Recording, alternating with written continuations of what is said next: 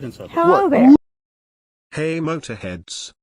Today we are gonna cover the Royal Enfield situation. If you are living under a rock, let me catch you up. The rear suspensions of my Super Meteor broke in half, both sides while riding.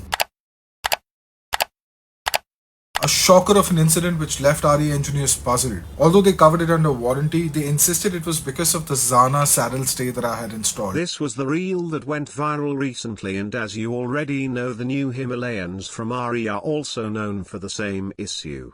So RE had to respond to this incident, and they responded as: Royal Enfield's technical team has explained that adherence is primarily for the bolts that connect the engine to the frame.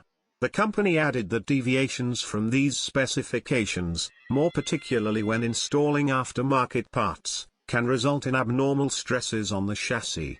So what Royal Enfield did is blame the chassis company rather than their quality. But the chassis company didn't want it to take this blame too. They also have uploaded a YouTube video regarding this. But personally, whom fault do you believe has caused this incident?